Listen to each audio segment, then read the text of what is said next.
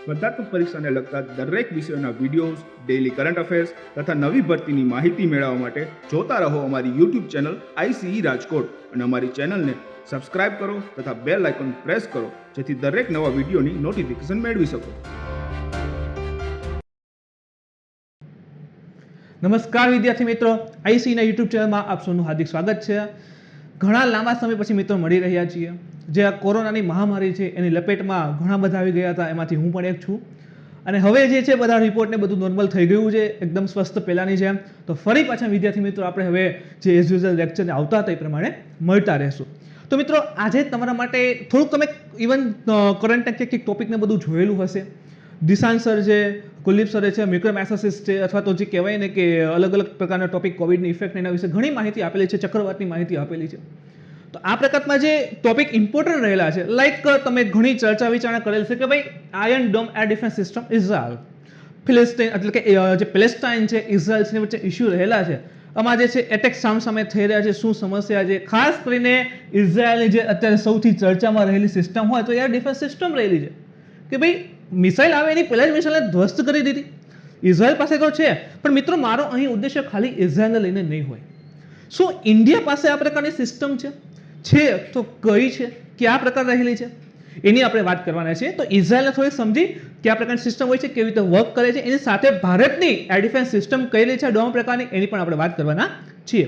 તો મિત્રો શરૂ કરીએ સૌથી પહેલા તો ઇઝરાયલની અંતર્ગત જે અત્યારે ઇસ્યુ રહેલો છે જોઈએ તો તાજેતરમાં ઇઝરાયલે જેરુસલેમમાં થયેલા જે ભીષણ અથડામણ છે એમાં iron dome air defence system જે છે, iron dome air defence system છે એનો ઉપયોગ કર્યો હતો. તો મેં ચિત્રો ખાસ જોયેલા છે કે આમ કહેવાય ને કે ફટાકડાના રોકેટ ન હોય દિવાળીએ એ રીતે આમ ઘણા બધા મિસાઇલો જે છે આમ હવામાં લોન્ચ થતી હતી, સામેથી આવતી હતી, બધી ધ્વસ્ત થઈ ગઈ છે.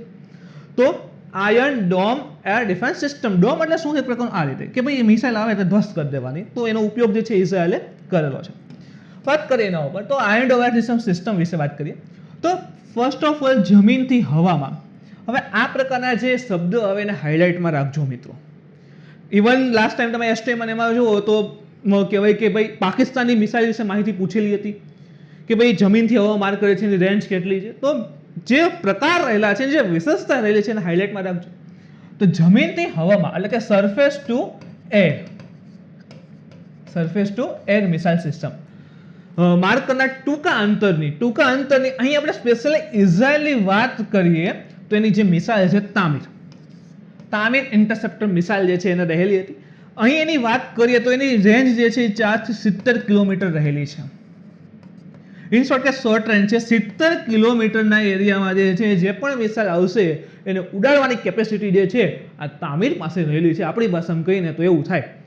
તો જમીનથી હવામાં સરફેસ ટુ એર મિસાઇલ અને ખાસ કરીને ટૂંકા અંતરની એર ડિફેન્સ એટલે શું થાય? રક્ષા. એટલે કે જે પણ દુશ્મન દેશમાંથી જે મિસાઇલને આવે છે એની સામે રક્ષા કરશે. તો એર ડિફેન્સ સિસ્ટમ છે જેમાં રડારનો યુઝ થાય છે. રડાર શું કરશે કે ભાઈ દુશ્મન દેશ જે મિસાઇલ આવે છે ખબર કેમ પડશે કે આવે છે, તો એનું જે કહેવાય કે અલગ અલગ વેવલેન્થને રહેલી છે એના આધારે મેઝર કરી, ટેમ્પરેચર ડિફરન્સ ક્રિએટ થાય છે એને મેઝર કરી અને તરત કહેશે કે હા ભાઈ એક મિસાઇલ આવે છે દુશ્મન દેશને. તો રડાર અને મિસાઇલ એમાં સમાવેશ હોય છે. હવે આ તામીર જે છે એ પર્ટિક્યુલરલી જે ઇઝરાયલે એની જે એર ડિફેન્સ સિસ્ટમ રહી છે ડોમ પ્રકારની એની અંદર જેને યુઝ કરી હતી એનું નામ છે તામીર ઇન્ટરસેપ્ટર મિસાઇલ સમાવેશ છે, જે ઇઝરાયેલી મિસાઇલ પર હુમલો કરનાર મિસાઇલો અથવા રોકેટોને ટ્રેક કરી તેને નિષ્ક્રિય બનાવે છે.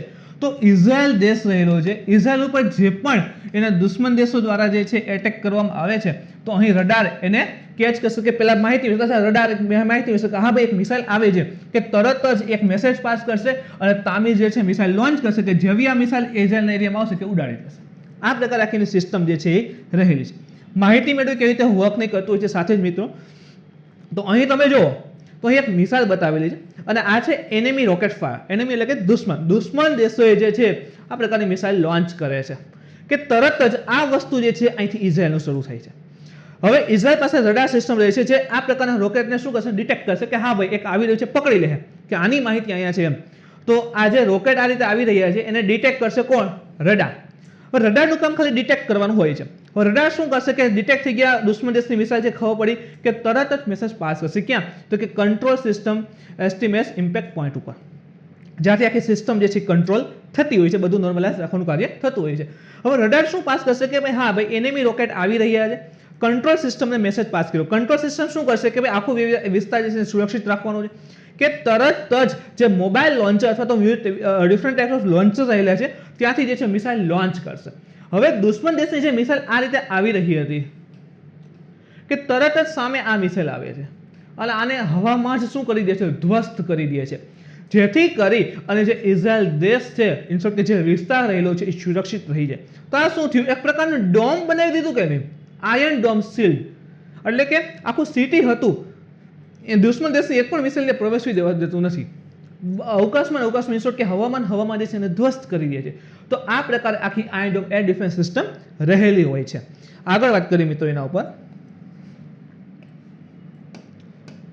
તેનો ઉપયોગ રોકેટ, તોપ, મોર્ટાર તેમજ વિમાન, હેલિકોપ્ટર, માનવ રહિત હવાઈ વાહનો એટલે કે અનમેન્ડ એરિયલ વ્હીકલ, જેને આપણે ડ્રોન કહીએ છીએ ને સામાન્ય ભાષામાં, લાઈક આપણે ઇન્ડિયા પાસે પણ ડ્રોન રહેલા છે, અલગ અલગ પ્રકારના એક્ઝામમાં પૂછાયા છે. એક વખત યુપીએસસી પૂછેલું છે, લાસ્ટ ટાઈમ પણ એસટીએમ અને એમાં આવેલું હતું. એનું નામ છે રુસ્તમ, અનમેન્ડ એરિયલ વ્હીકલ છે. રુસ્તમ 1 and 2 બંને પ્રકારના છે આપણી પાસે અપડેટ વર્ઝન. સો અત્યારે જે આપણે વાત કરીએ છીએ ઇઝરાયલ ડિફેન્સનો, તો ઇઝરાયલ પાસે જે સિસ્ટમ રહેલી છે એ ચાહે રોકેટ હોય, તોપ હોય, મોર્ટાર હોય, વિમાન હોય, હેલિકોપ્ટર હોય, અનમેન્ડ એરિયલ વ્હીકલ હોય, તો એનો પ્રતિકાર આપવા માટેનો ઉપયોગ જે છે કરી શકે છે. તે દિવસ અને રાત સહિત બધી ઋતુઓમાં કાર્યરત છે, એટલે કે ઓલ વેધર સિસ્ટમ છે. ગમે પ્રકારનું એટમોસ્ફિયર હશે, ગમે પ્રકારની ઋતુ હશે, દિવસ હશે કે રાત હશે, એમાં કાર્યરત રહી શકે છે. તે રાજ્ય દ્વારા સંચાલિત રાફેલ, આપણે જાણીએ છીએ રાફેલ એડવાન્સ ડિફેન્સ સિસ્ટમ એટલે કે એડવાન્સ ડિફેન્સ સિસ્ટમ અને ઇઝરાયલની જે એરોસ્પેસ ઇન્ડસ્ટ્રીઝ છે, તો યાદ રાખો એક સંસ્થાનું નામ એવું રાફેલ એડવાન્સ ડિફેન્સ સિસ્ટમ અને સેકન્ડ છે ઇઝરાયલની એરોસ્પેસ ઇન્ડસ્ટ્રીઝ. આ બંને દ્વારા જે છે આખી આ ટેકનોલોજી છે વિકસિત કરાઈ છે અને તેને 2011માં જે છે તૈનાત કરવામાં આવી હતી. આપણે જોયું ને કે અહીંયા આખી તૈનાત કરી છે. જો આ સિટી છે, આ દુશ્મન દેશ રોકેટ છે, આને આખી સિસ્ટમ લગાડેલી છે કે તરત જ અહીંથી દુશ્મન દેશને જેવું રડાર પકડશે, કંટ્રોલ યુનિટ પાસ કરશે અને તરત જ અહીંથી એટેક કરી અને ધ્વસ્ત કરી દેશે. તો આ મુજબ જે છે ને 2011માં જ આ પ્રકારની જે આખી કહેવાય ને કે સિસ્ટમ જે છે તૈનાત કરી દીધેલી હતી.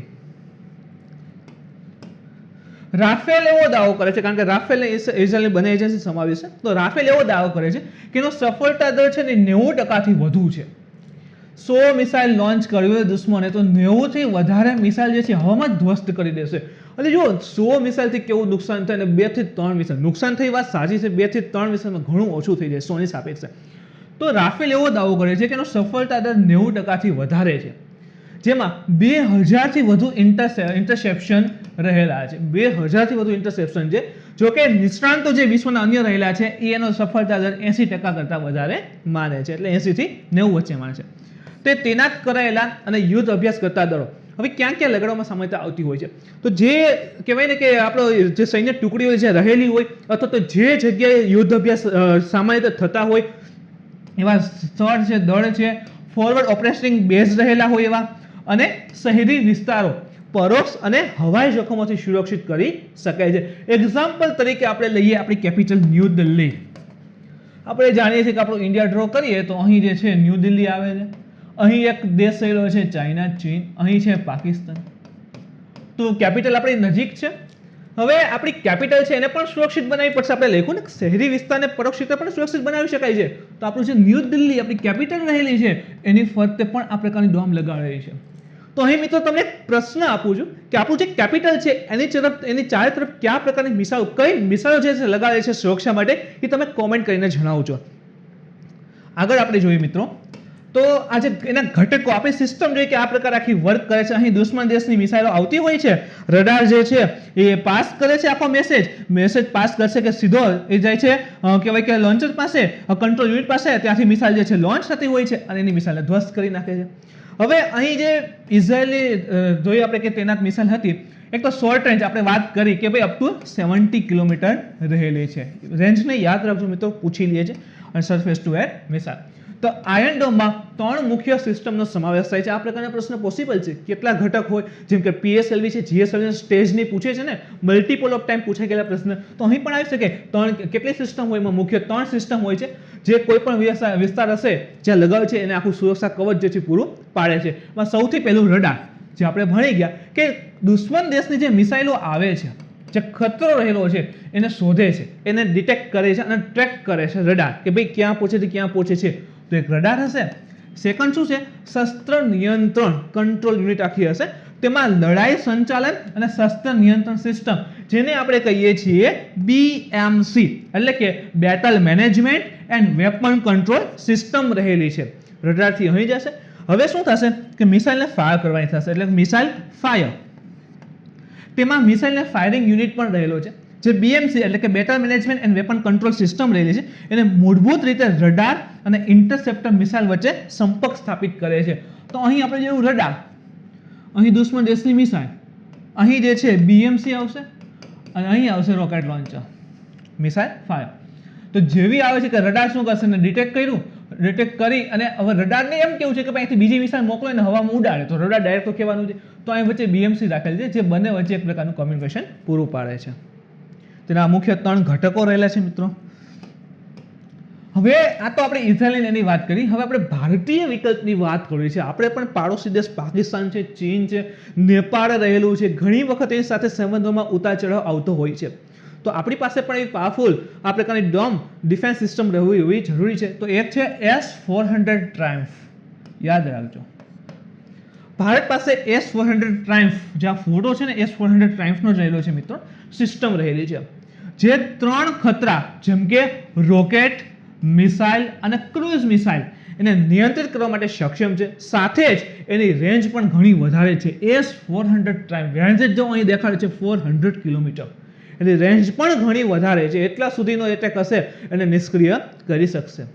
તેમાં ખતરાઓનો સામનો કરવા માટે ખૂબ જ મોટું એર ડિફેન્સ કવચ રહ્યું છે. ખૂબ મોટું એર ડિફેન્સ કવચ છે. હમણાં આપણે જોયું કે ભાઈ ઇઝરાયલની મિસાઇલની 70 કિલોમીટર રેન્જ હતી, તો આટલું થશે. હવે આપણી પાસે 400, તો એનું જે કવચ જે છે ઘણું મોટું થઈ જશે.